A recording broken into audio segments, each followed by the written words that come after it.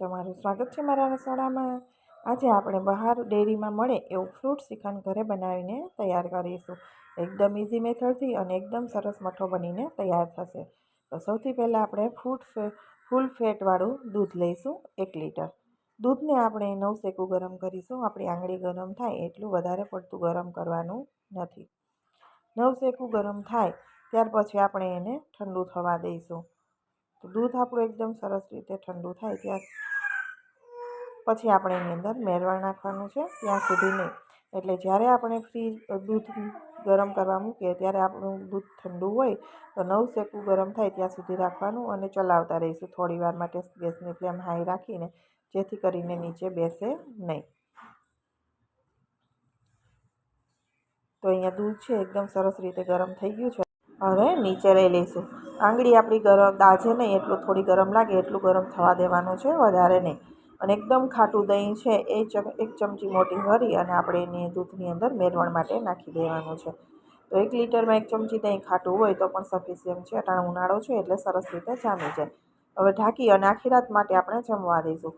હવે સવારે તમે જોશો ને તો એકદમ સરસ રીતે દહીં છે ને આપણું જામી ગયું છે। અને તમારે વધારે સેટ કરવું હોય તો તમે ફ્રીજમાં 2 કલાક માટે રાખી શકાય।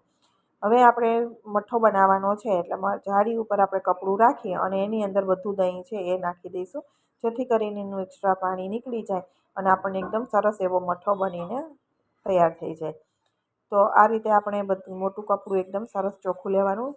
કોઈ પણ કોટનનું કપડું ચાલે, પરંતુ એમાંથી કલર ના નીકળવો જોઈએ, નહીંતર કલર છે એ આપણા દહીં સાથે ચોંટી જાય તો આપણે ખાવામાં લઈ શકાય નહીં। એટલા માટે બને ત્યાં સુધી સફેદ કપડાનો ઉપયોગ કરવો અને જો બીજું કપડું હોય તો પણ એમાંથી કલર ના નીકળવો જોઈએ। હવે આટી મારી અને આ રીતે દબાવી દઈશું અને દબાવી અને ઉપર વજન રાખી અને આપણે એને 6 થી 7 કલાક માટે રાખી દેવાનું અથવા તો લટકાવી દેવાનું। કોઈ પણ જગ્યાએ સિંકમાં નળ કે એવું હોય તો એની જગ્યા હોય બાજુમાં તો ત્યાં બાંધી દેવાનું તો પણ ચાલે। હવે દબાવી આ રીતે પાણી નીકળવા દેવાનું છે એની અંદરથી અને 8 કલાક માટે આપણે દબાવીને ઉપર રાખી દેવાનું। 8 કલાક થઈને તે તમે જોઈ શકો છો એકદમ સરસ રીતે સેટ થઈ ગયું છે। મેં ઉપર ડીશ મૂકીને વજન રાખી દીધો હતો અને અહીંયા આપણો મઠ્ઠો છે ને એકદમ સરસ રીતે સેટ થઈ ગયો। હવે મઠાને આપણે કોઈ પણ જે વાસણમાં શ્રીખંડ બનાવવાનું હોય એમાં કાઢી લેવાનો છે અને આપણે આ રીતે મઠાને મેશ કરી દેવાનો। એકદમ સરસ રીતે ફેટવાનો છે જેથી મઠ્ઠો એકદમ ચીકણો થઈ જશે। હવે જો આ રીતે તમે ઘરે શ્રીખંડ બનાવશો ને તો બિલકુલ ઢીલું નહીં પડે, એકદમ સરસ થશે। જો પાણીવાળું દહીં હોય તો જ તમારું શ્રીખંડ ઢીલું થાય, આ રીતે નિતારેલમાં ઢીલું થશે નહીં।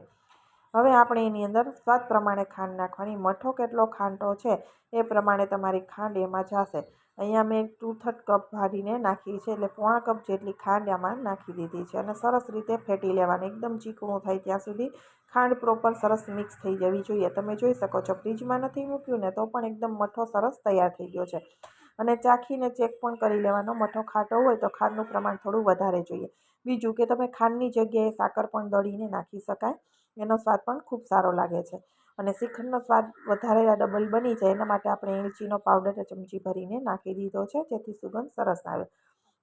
હવે આપણે ફ્રૂટ નાખીશું। તો ફ્રૂટ તમારી ચોઈસ પ્રમાણે તમે લઈ શકો છો। દાડમ, દ્રાક્ષ, કેળા, સફરજન, ચીકુ, તમને જે પણ પસંદ હોય એ પ્રમાણે તમે શ્રીખંડની અંદર ફ્રૂટ નાખવાના છે અને બને ત્યાં સુધી ફ્રૂટ જ્યારે ખાવાનો ટાઈમ હોય ત્યારે જ નાખવા, વહેલાં નાખવા નહીં, તો આપણું શ્રીખંડ છે એકદમ સરસ રીતે રહે છે। તો આ રીતે તમે શ્રીખંડ બનાવશો ને તો તમે ડેરીમાંથી લાવો ને એવો જ સરસ ટેસ્ટ તમને ઘરે આવશે। અને કોઈ મિલ્ક પાવડર ને કોઈ વધારાના લોટ નહીં, અત્યારે ઘણા લોકો આરારોટ નાખતા હોય છે, મિલ્ક પાવડર કંઈ જ નાખવાનું નથી તો પણ તમારું શ્રીખંડ એકદમ સરસ બનશે। અને અત્યારે મેં ફ્રીજમાં રાખી દીધું હતું અને ફ્રીજમાંથી કાઢીને મેં બતાવ્યું છે। તમે જોઈ શકો છો એકદમ કઠણ અને એવું સરસ બનીને તૈયાર થયું છે ને તમને એમ થશે કે બજારનું શ્રીખંડ હોય ને સેમ એવો જ ટેસ્ટ તમને આવશે। તમને મારા શ્રીખંડની રેસીપી પસંદ આવી હોય તો મારી ચેનલને સબસ્ક્રાઈબ જરૂરથી કરજો।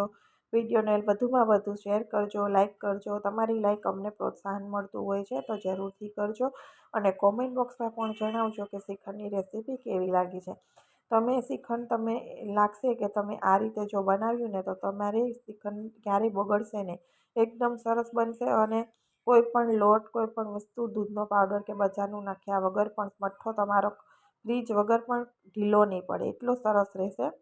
એકવાર તમે આ રીતે જરૂરથી ટ્રાય કરજો. તમારે દહીંની અંદર પાણી છે એ જ પરફેક્ટ નહીં તારી લેવાનું, અને પછી જે તમે ફેટો છો ને એ વધારે પડતું ફેટવાનું, જેથી ચીકાશ એકદમ સરસ એવી આવશે અને પછી શ્રીખંડ તમારું પાણી છોડશે. તમે આ રીતે શ્રીખંડ બનાવી અને એક વીક મેં એક બાઉલમાં કરી શકાય છે અને રાખી દીધું છે. સાથે ખાવાની પણ ખૂબ મજા આવે છે. તો એકદમ સરસ એવું આપણું શ્રીખંડ બની ગયું છે. મેં દાડમના દાણા અને તૂટી ફૂટીથી ગાર્નિશ કરી દીધું છે.